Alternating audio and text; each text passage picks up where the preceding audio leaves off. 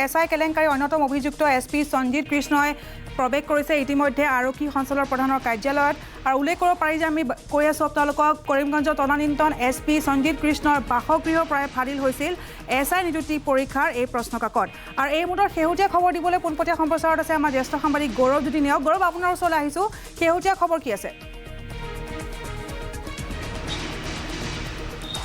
হয়, নিশ্চিতভাৱে ঋতুপৰ্ণা ক'ব লাগিব যে সকলো যি কেলেংকাৰী সংগঠিত হৈছিল এছআই কেলেংকাৰী এতিয়া জল পটকৈ সেয়া স্পষ্ট হৈ পৰিছে। মই নিউজ লাইভৰ দৰ্শকসকলক জনাওঁ যে অতি গুৰুত্বপূৰ্ণ কেনেধৰণে আচলতে কেলেংকাৰী সংগঠিত কৰিছিল।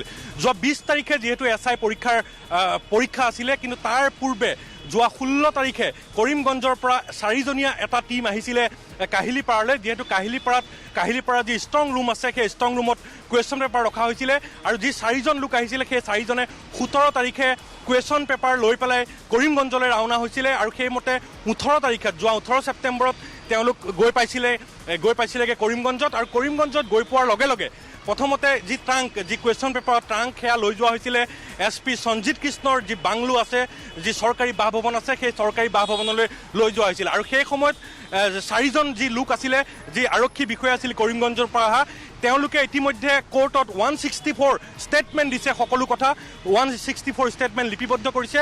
তেওঁলোকে কৈছে যে কুৱেশ্যন পেপাৰ লৈ যোৱাৰ পিছতে তেওঁ সঞ্জিত কৃষ্ণৰ বাংলোলৈ লৈ যোৱা হৈছিল আৰু বাংলোত সেই মুহূৰ্তত দিবন ডেকা, জুনিয়ৰ পি কে দত্ত অৰ্থাৎ এডিশ্যনেল এছপি বৰ্ডাৰ কৰিমগঞ্জৰ যি পি কে দত্ত, সেই পি কে দত্ত আছিলে, সঞ্জিত কৃষ্ণ আছিলে, ৰুবুল হাজৰিকা যি দালাল, এছআই কেলেংকাৰী দালাল ৰুবুল হাজৰিকা আছিলে আৰু 17 তাৰিখৰ পৰা তাত বাহৰপাতি আছিলে দিবন ডেকাই। গতিকে সেই 4জনে সেই মুহূৰ্তত তাত মদৰ মেহফিলত আছিল, অৰ্থাৎ তেওঁলোকে সুৰাপান কৰি আছিল। সেই মুহূৰ্তত সুৰাপান কৰি আছিল আৰু সেই মুহূৰ্তত ট্ৰাংকটো তাত নিয়া হৈছিলে আৰু লগে লগে ট্ৰাংকটো খোলা হৈছিল। সঞ্জিত কৃষ্ণৰ নিৰ্দেশত ট্ৰাংকটো খোলা হৈছিলে আৰু যি দালাল তাত আছিল ৰুবুল আৰু জুনিয়ৰ যি P K Dutta additional SP border, তেওঁলোকে মোবাইলৰে ফটো তুলিছিলে। সেই ফটো তোলাৰ পিছতে এই সকলো কথা ইতিমধ্যে মই আকৌ এবাৰ কৈছোঁ যে সকলো কথা যি কেয়াৰটেকাৰ আছে, যি ড্ৰাইভাৰ আছে সঞ্জিত কৃষ্ণৰ, যিকেইজনে লোকে কুৱেশ্যন পেপাৰ নিবলৈ আহিছিল, তেওঁলোকে 164 ষ্টেটমেণ্ট তেওঁলোকে দিছে। আৰু তাৰ পৰৱৰ্তী সময়ত যি কুৱেশ্যন পেপাৰৰ ফটো মাৰিছিলে, সেই কুৱেশ্যন পেপাৰৰ ফটো তেওঁলোকে ৰূপম গোস্বামী নামৰ এজন লোকলৈ তেওঁলোকে হোৱাটছআপ যোগে প্ৰেৰণ কৰিছিলে। আৰু পৰৱৰ্তী সময়ত গোটেই প্ৰক্ৰিয়াটো তাৰপিছত গোটেই প্ৰক্ৰিয়াটো পোহৰলৈ আহিছিলে। গতিকে আৰক্ষীয়ে ইতিমধ্যে এই সকলোবোৰ এভিডেঞ্চ, সকলোবোৰ তথ্য ইতিমধ্যে আৰক্ষীয়ে লাভ কৰিছে। তথ্য লাভ কৰাৰ পিছতে CIDৰ এটা টীমে পূৰ্বতে কৰিমগঞ্জলৈ গৈছিলে। কৰিমগঞ্জলৈ গৈ সঞ্জিত কৃষ্ণৰ মোবাইল ফোন জব্দ কৰিছিলে, তেওঁলোকৰ যি ড্ৰাইভাৰ, তেওঁলোকৰ যি PSO আছে, তেওঁলোকৰ পৰা তথ্য সংগ্ৰহ কৰিছিলে আৰু তাৰ পিছত CIDৰ ফালৰ পৰা সঞ্জিত কৃষ্ণক গুৱাহাটীলৈ তলব কৰা হৈছিলে।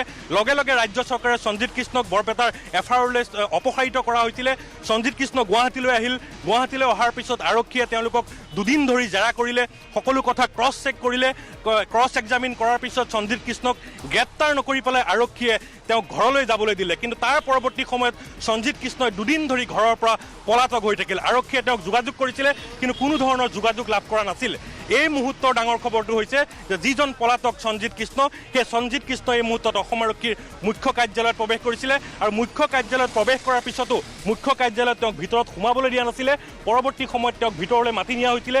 ভিতৰত নি বহুৱাই তেওঁলোকক ক্ৰছ এক্সামিন আকৌ পুনৰ কৰি থকা হৈছে। হয়তো পৰৱৰ্তী সময়ত কিছু সময়ৰ পিছত তেওঁক গ্ৰেপ্তাৰ কৰা হ'ব। মুঠতে এটা কথা নিশ্চিত যে যি এছআই কেলেংকাৰী আছিল, সেই এছআই কেলেংকাৰী সকলো কথা ইতিমধ্যে পটকৈ স্পষ্ট হৈ পৰিছে। গৌৰৱ, আমি এই মুহূৰ্তত আপোনাৰ পৰা বিদায় ল'ব লাগিব। পৰৱৰ্তী সময়ত আমি পুনৰ সংযুক্ত হ'ম।